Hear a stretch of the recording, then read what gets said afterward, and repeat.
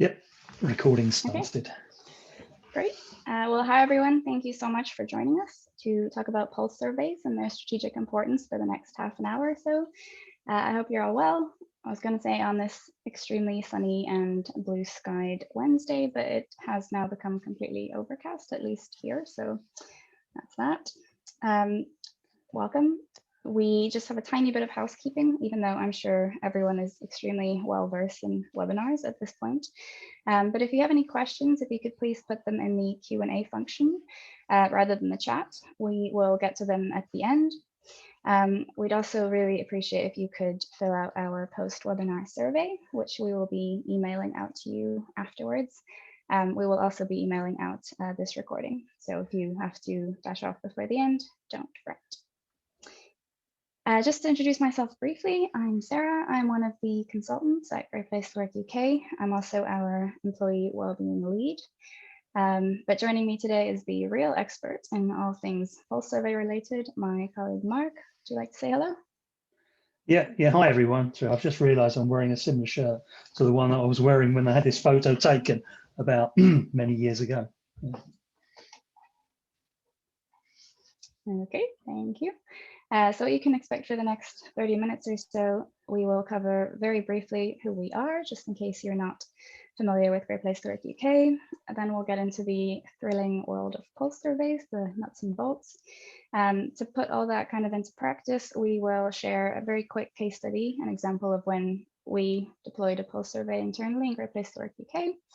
And finally, we'll let you know how we can help you to go about your own pulse surveys, and of course, answer any questions that you may have at the end. So I hope that sounds good. Very briefly then, who are we? We are known as the Global Authority on Workplace Culture and the Employee Experience. You might know us through our annual Best Workplaces lists, which get featured in the Guardian and the Sunday Telegraph every spring, coming out very, very soon. We're also an organizational consultancy. So Mark and I both work more in this side of the business. We offer interventions such as action planning sessions, which are often a follow-on from a survey. We offer well-being and resilience workshops, and also executive coaching. And here on the right side, you can see some of the clients that we have worked with and recently recognized as best workplaces.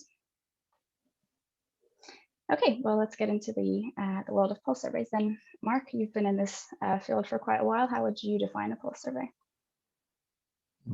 Yeah, thanks, Sarah. I think for most people, I think it probably answers itself. It's probably something that is typically done in addition to your main survey.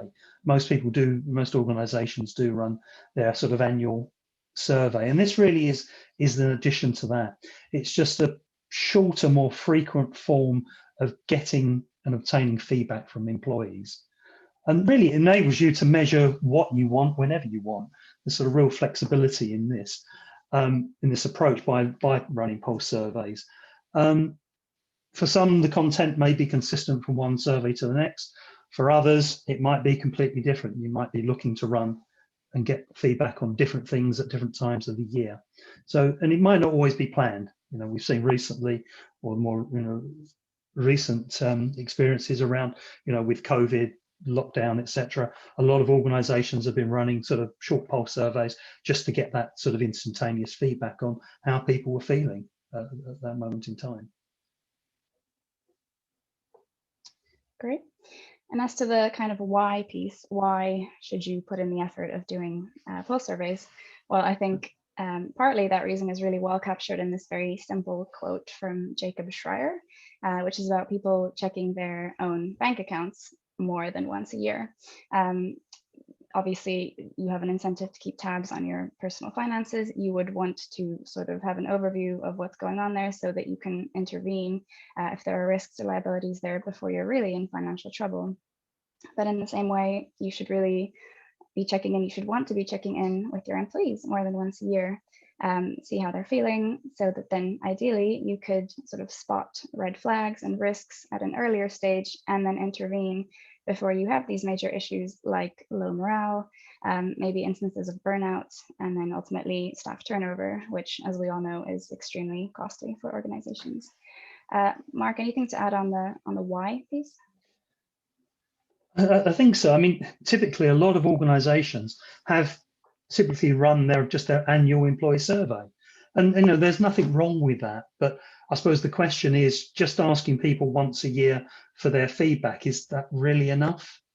But I think with pulse surveys, they can sort of really form part of this more of a sort of ongoing feedback strategy. So, actually, why should we just ask people once? If you can get more regular feedback, take temperature checks. I think that really does show that you are a listening organization. And for some employees, actually, it may be the only opportunity they do have to give feedback about what's going on. They may not see their manager that often. They may not even be able to have a direct conversation with their manager. So at least by giving them a voice, it gives them the chance to give feedback, and perhaps makes them feel I'm being listened to.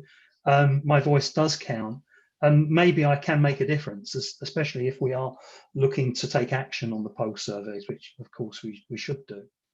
I think also with pulse surveys, they do give you that opportunity to monitor any progress of any action you've taken.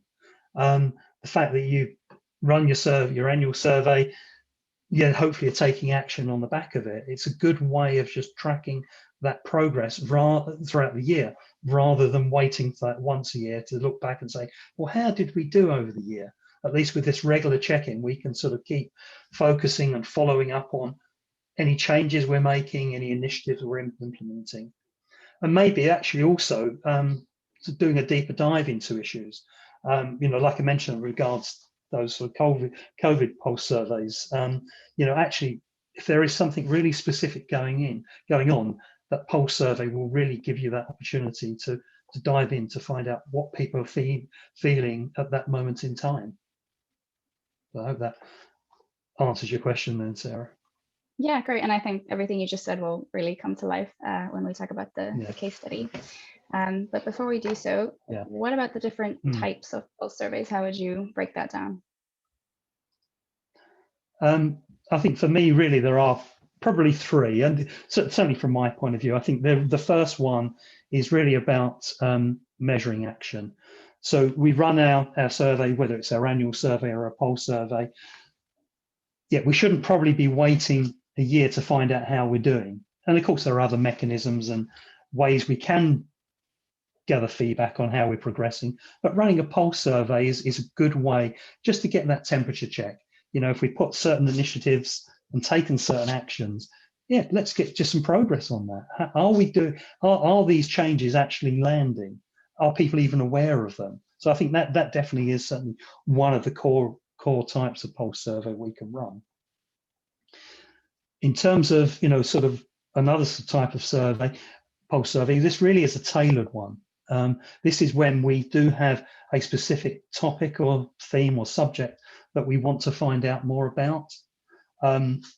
Certainly more recently, we're seeing a lot more organizations ask about diversity and inclusion, for example, which, it is clearly a key topic at the moment. So diving specifically into, this issue with just questions and specifically focused on that one particular issue, I think is an important thing to do. And whether it be diversity, well-being, communication, I think there's a range of things that you can ask.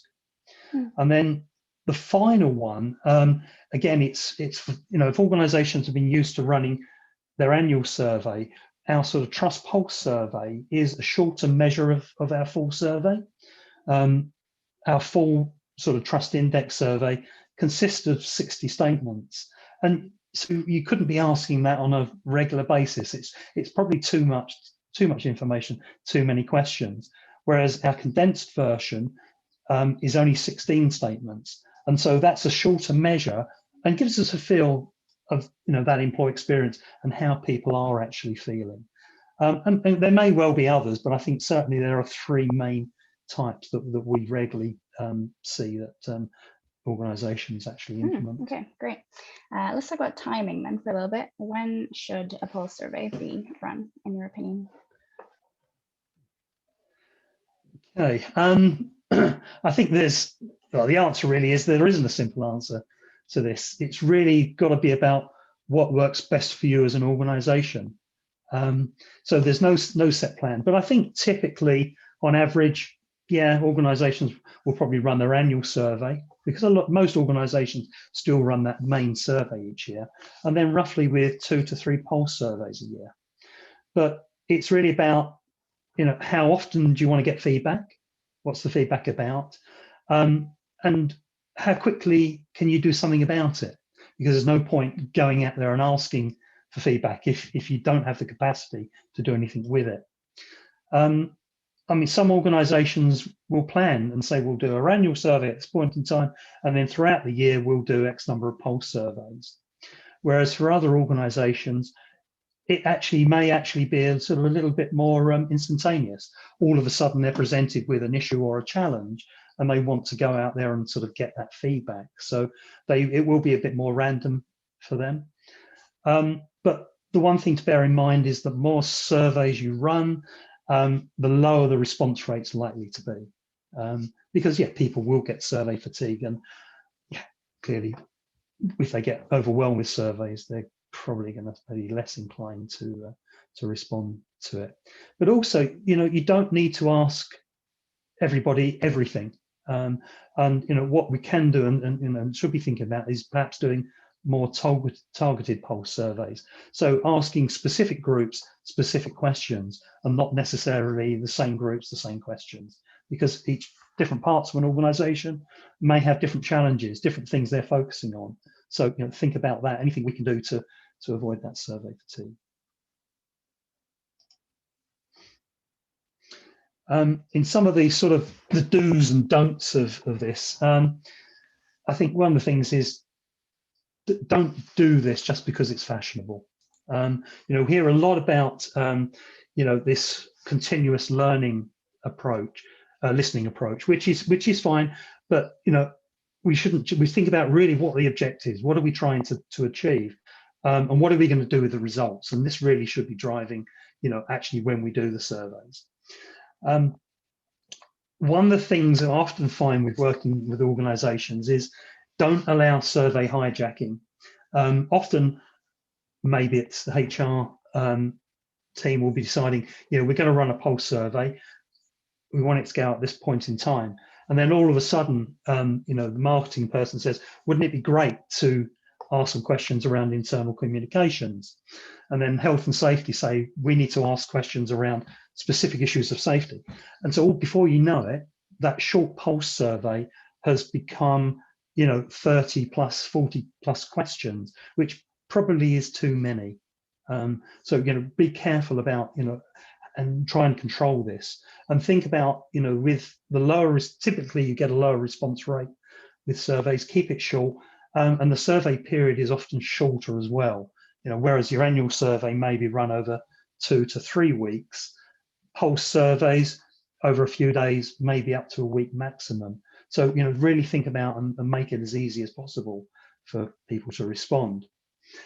So from that point of view, do try and keep the survey sort of 10 to 20 statements seems probably about right. More than that probably seems a bit too much. And if we're, hopefully focusing it as much as possible, don't try and ask everything or one question about everything. Do keep it as focused as much as you can.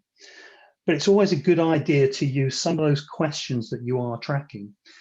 In typically the surveys we run, we're at the center of our model is trust. So we would typically ask 1 or 2 key questions about trust. Is it a great place to work? And that question, if we can run throughout the pulse surveys, that gives us that sort of continuous tracker. For other organizations, if you're running a survey around engagement, include some of these outcome statements around, about recommending it as a great place to work or feeling proud to work here. We probably, should look to keep the scale consistent and familiar to people. Clearly, if we're tracking from one survey to the next, the scale will need to be consistent, but try not to fall into the challenge of putting loads of different scales in a short survey, because if people are chopping and changing what they're looking at and how they interpret the question, it is going to make it sort of harder for the respondent. I think another good way is to really add value to your pulse survey is to try and include at least one open comments question, whether that's specifically about the topic you're investigating in the pulse survey, and also try and make it sort of a statement that's actionable. So you can actually give you ideas, something you can come away from the survey with. Actually, these are some good ideas, things that we could potentially look to implement. And then I suppose the risk is always, eagerness is always trying to add in all the same demographic questions for every survey. Clearly, the more questions you ask, the more data you're going to get, and the more interpretation and analysis you're going to have to give to the survey. And with lower response rates, the more granular become, the less relevant the demographics are. So do try and keep your demographic questions to as few as is relevant. But if you're running a sort of diversity and inclusion survey, pulse survey, then clearly you're going to want to ask more than you would do in perhaps maybe a pulse survey around well-being or something. So just do try and think about the audience and that sort of experience that the respondent will go through. Okay. Okay, great, thank you. So like I mentioned, now to kind of put some of these concepts into practice, we're going to share a little case study or an example of a pulse survey that we created and deployed internally. So this was throughout last year. We very quickly obviously realized a need to continuously track how people were dealing with everything that the pandemic brought with it, and give employees a chance to really say how their employers could support them better in this situation. If you're wondering what the image on the slide is, this is a virtual card that was sent out from our internal social committee known as the People Team, which I'm a part of there on the bottom left, as a kind of sign of solidarity, a simple gesture of support just at the beginning of the first lockdown. But back to surveys. So we created what we called a COVID-19 care survey, which was a pulse survey.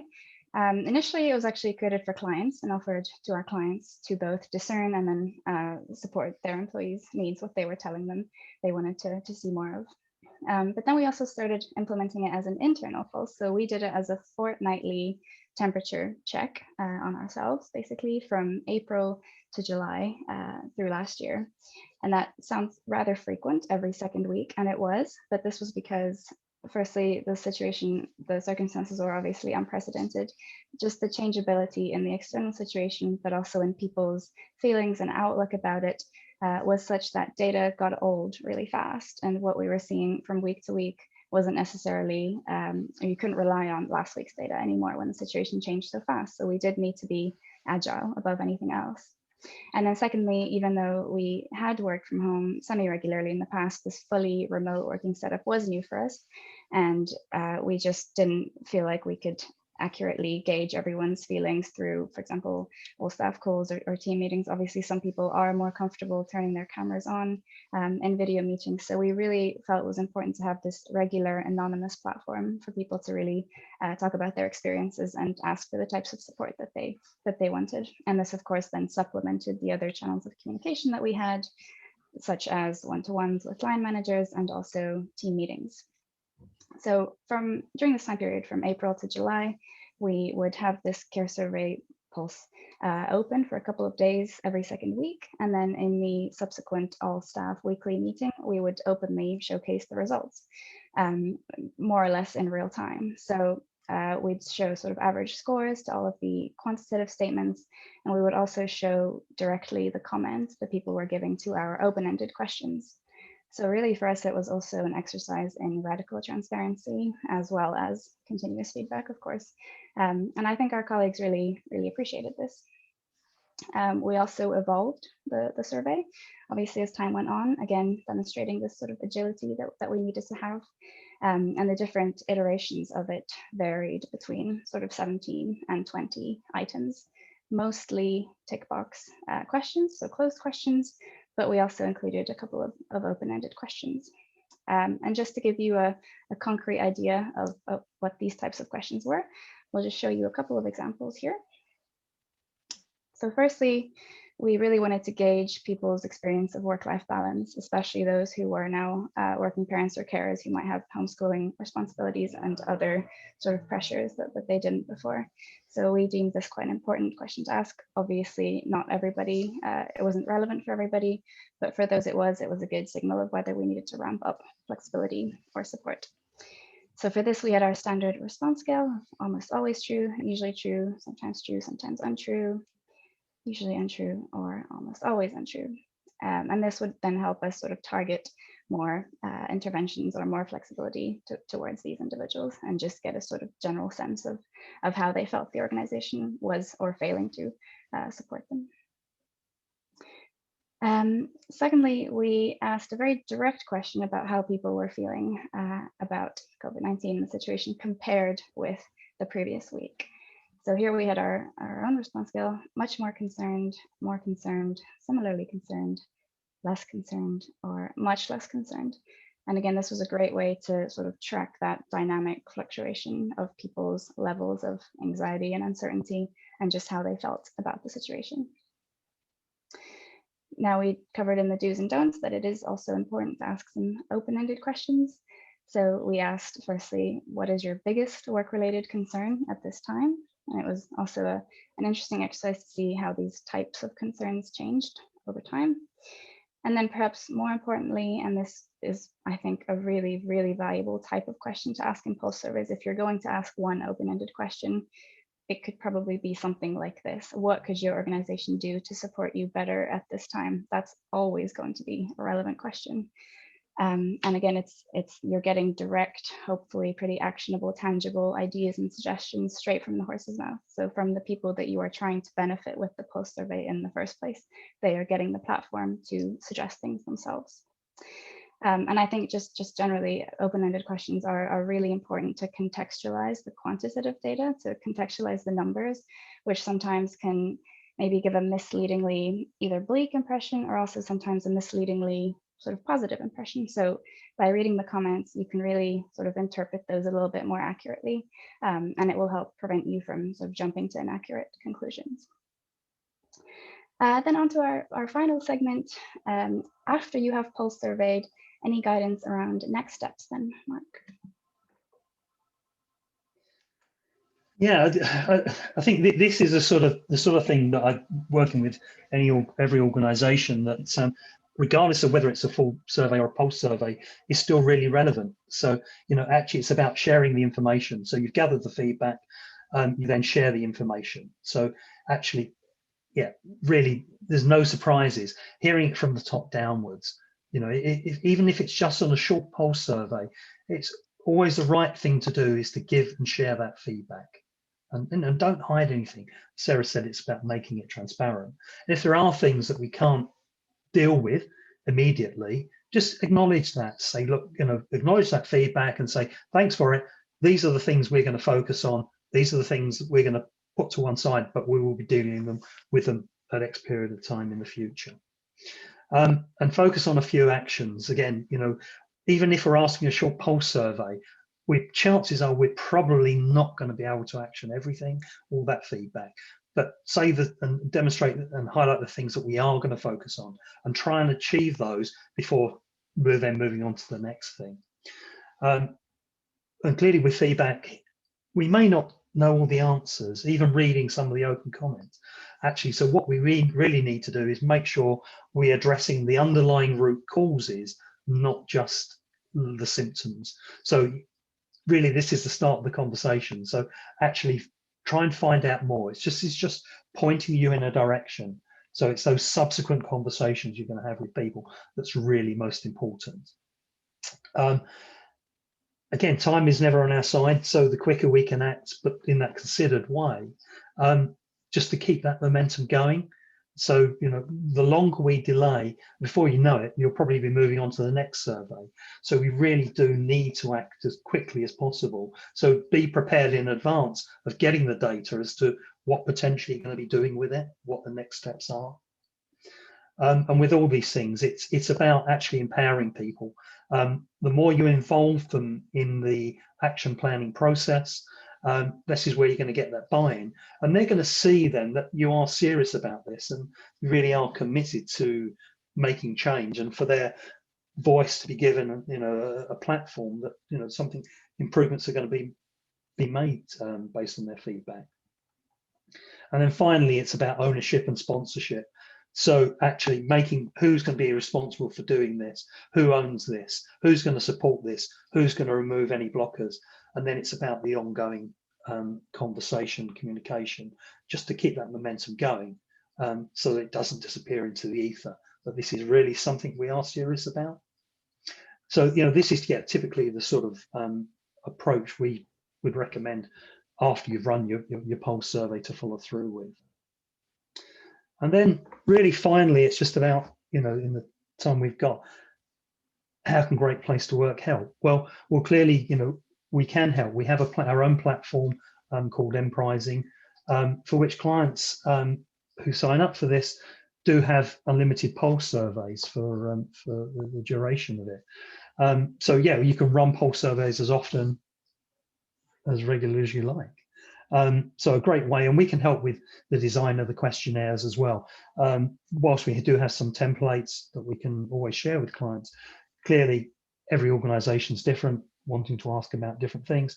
So yeah, clearly we can help on that. And then it's about taking it through to action, because it is about making that change, making hopefully every organisation become a great place to work. And then for those that do, we do provide recognition. So those who are on the journey to becoming a great place to work, and each year we do put together lists of those who have achieved recognition of becoming a great place to work.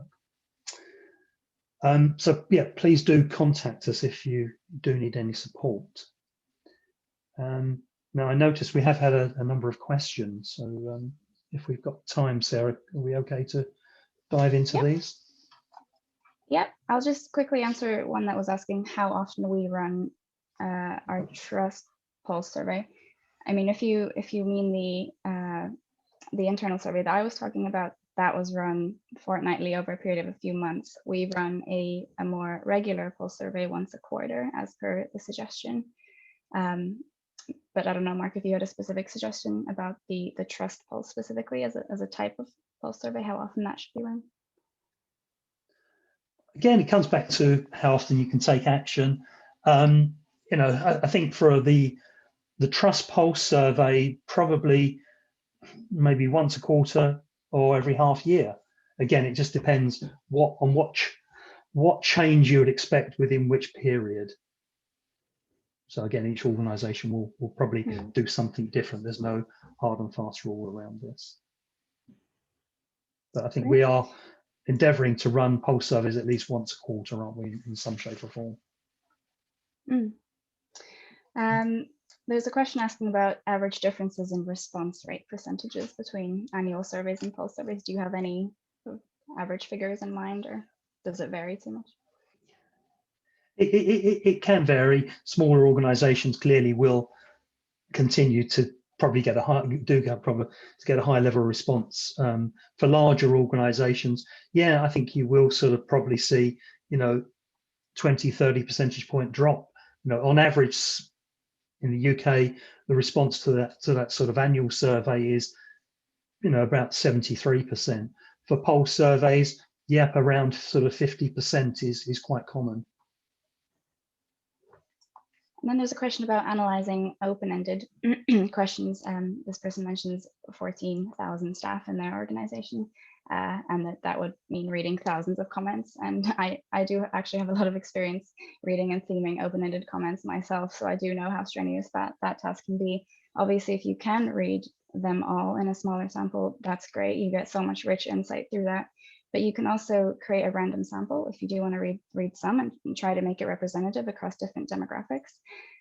But there are various softwares that you can also use to kind of theme it with an algorithm, rather than actually having to sort of manually theme questions.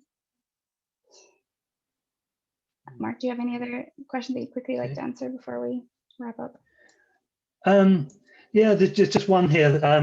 Question around the benefits of doing this consistent pulse survey versus disparate topics. Isn't trending better? of course, it's great to trend. We all want to know and see progress and how are we doing? Things gone up, things gone down. But it depends again on what it is we're trying to find out about. So as we had mentioned, the COVID presented us with a unique situation. So we had to come up with a unique set of questions to be able to respond to this situation. And once we'd done that, if we got the view of this, at that point we weren't sure how long it was going to last for, and little did we know. So what we were then able to do is to run that same pulse survey on a regular basis, so we could track people's views as we progress through lockdown. Again, so there's no hard and fast rules, but it depends on what you're trying to find out. What's the objective? Great. So it's now 2:32, so I think we'll finish there. There are a couple more questions, some more specifically around the M-Pricing platform and sort of specific functionalities within that. We'll try to answer these questions in the email that we send out to everybody, but I don't want to take more of your time, so I think we will finish there. So thank you very, very much, everybody, for joining. I hope you are leaving with some useful takeaways. And please do get in touch if you would like some further support from us. We will be emailing you shortly with the recording and some of those additional questions answered. But thank you very much. Yeah, thanks everyone certainly for joining the call. Have a good rest of the day. Bye-bye.